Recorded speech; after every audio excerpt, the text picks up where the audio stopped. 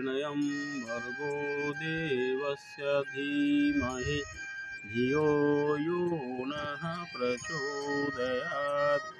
ओम कृष्णाय वासुदेवाय हरे परमात्मने प्रणतक्लेशनाशाय गोविंदाय नमो नमः। वंदे राधापदाम्भोजं ब्रह्मादिसुरवन्दितं यत् कीर्तिं कीर्तनेनैव पुनाति भुवनत्रयम्। सभी भागवत प्रेमियों को राधे राधे। आइए अब हम आगे मनु के वंश में उनके पुत्र नभग हुए थे, उनकी चर्चा करते हैं। नभग के पुत्र हुए थे नाभाग। वे अपने सभी भाइयों में सबसे छोटे थे। वे ऋषि आश्रम में गए और बहुत दिनों तक नहीं लौटे। तो उनके भाइयों ने सोचा कि अब शायद ये आएंगे नहीं गृहस्थ आश्रम में, तो उन्होंने संपत्ति का बंटवारा अपने आप में कर लिया और नाभाग के नाम से कुछ भी नहीं छोड़ा। जब नाभाग आए तो उन्हें जानकारी हुई इन बातों की। उन्होंने पिताजी से कहा, तो उनके भाइयों ने कहा कि ऐसी सी बात थी, लेकिन तुम आ गए हो तो तुम्हारे हिस्से में कोई संपत्ति नहीं है, तुम्हारे हिस्से में केवल पिताजी हैं। तो जो पिताजी को जानकारी मिली नभग को, तो उन्होंने कहा कि बेटा घबराओ नहीं, तो अंगिरस गोत्र के ब्राह्मण यज्ञ कर रहे हैं, वे कुछ अशुद्धियाँ कर देते हैं, तुम उन्हें जा कर के बताओ, वे तुम्हें प्रचुर मात्रा में धन देंगे। उन्होंने ऐसा ही किया और उस यज्ञ में गए उन्होंने, और उन्होंने उनको गलतियों को बताया। इससे वे बड़े प्रसन्न हुए और यज्ञ से बचे हुए जो भी थे संपत्ति सब उन्होंने नाभाग को दे दिया। नाभाग को देने के बाद उनकी परीक्षा ली रुद्र भगवान ने, और उस परीक्षा में वे सफल हुए। ऐसा नियम है कि यज्ञ का अवशेष जो होता है वो शंकर भगवान के हिस्से में जाता है। तो शंकर भगवान परीक्षा में प्रसन्न होकर के नभग को अपना हिस्सा सारा दे दिए कि जो अवशेष हमें मिलना था वो तुम ले जाओ। और इस तरह से रुद्रदेव ने उन्हें संपत्ति भी दिया और ब्रह्म तत्व का उपदेश भी दिया। किनको? नाभाग जी को, नभग के पुत्र नाभाग जी को उन्हें ब्रह्म तत्व का उपदेश दिया। उन्हीं के पुत्र हुए अम्बरीश। अम्बरीश बड़े ही प्रसिद्ध भक्त हुए हैं भगवान के। इतने बड़े सम्राट होकर भी उन्हें इस संसार में अपने शरीर से, अपने राजकोष से, सेनाओं से, पत्नी से, बच्चों से कहीं कोई आकर्षण नहीं था। वे बिल्कुल निसंग भाव से रहते थे, जबकि उन्हें सातों द्वीप का ऐश्वर्य उन्हें प्राप्त था। लेकिन वे सब ऐश्वर्य को स्वप्न तुल्य समझते थे। जैसे स्वप्न में या कोई राजा बने और आंखें खुलने के बाद कुछ नहीं रह जाता है, उसी तरह से वे सारे ऐश्वर्य को स्वप्न तुल्य मानते थे और उनमें उनका कोई आकर्षण नहीं था। वे हमेशा राजकाज तो उसी ढंग से करते ही थे, अपना जो निभाते थे, जो उनका कर्तव्य था, लेकिन उनका सारा समय श्री कृष्ण की भक्ति में और साधुओं की संगति में बीतता था। उनका सारा प्रेम भगवान के लिए ही था। सारे समय कथा सुनते और भगवान की सेवा में बीतता था उनका समय। 5 ज्ञानेंद्रियाँ, 5 कर्मेंद्रियाँ और 1 मन, 11। यह 11 सब भगवान की सेवा में लगाए रहते थे। आँख, कान, नाक, जीभ, त्वचा और 5 कर्मेंद्रियाँ और मन, सब कुछ भगवान की सेवा में समर्पित था उनका।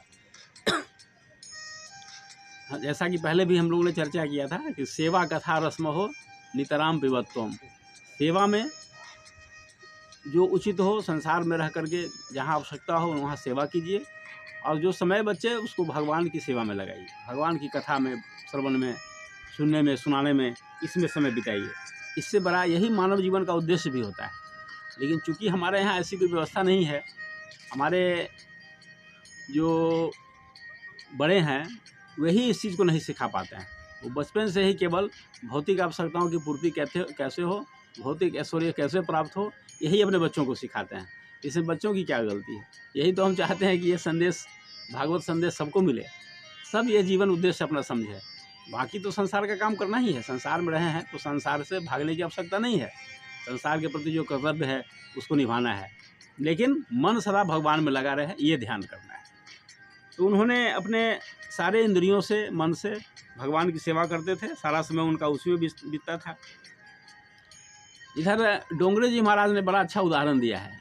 एक बार अम्बरीश का मतलब क्या होता है, अंबर और जोर ईश, इसका अगर संधि विच्छेद करते हैं तो अंबर और ईश। अंबर माने आकाश जो चारों ओर फैला हुआ है, और ईश माने भगवान, जो भगवान हमारे चारों ओर व्याप्त हैं।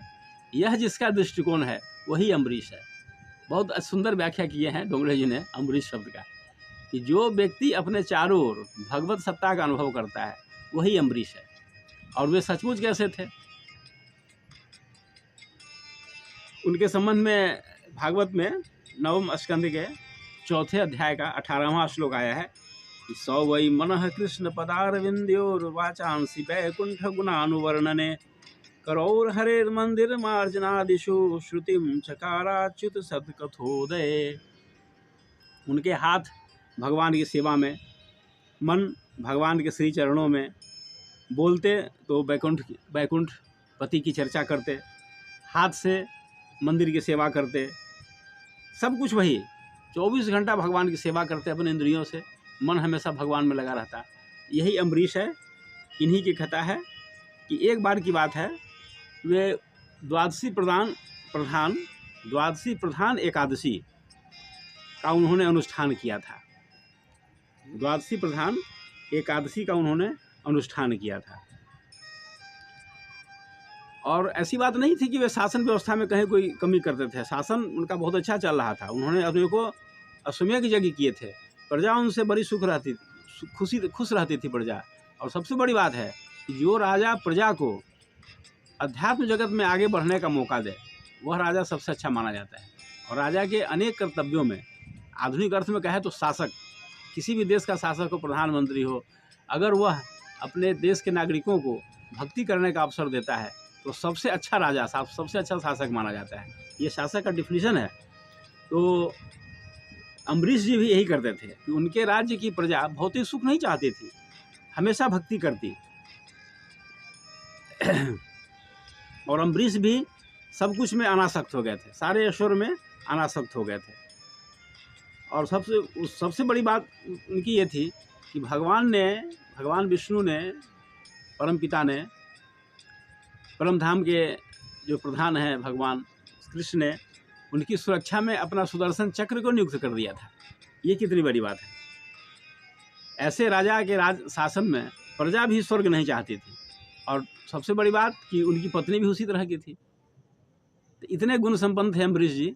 एक बार उन्होंने द्वादशी प्रधान एकादशी का व्रत किया था पत्नी के साथ। व्रत की समाप्ति के समय क्या हुआ, ये हम अगले एपिसोड में चर्चा करेंगे। आज इतना ही। ओम शांति शांति शांति, सर्वारिष्ट सुशांति।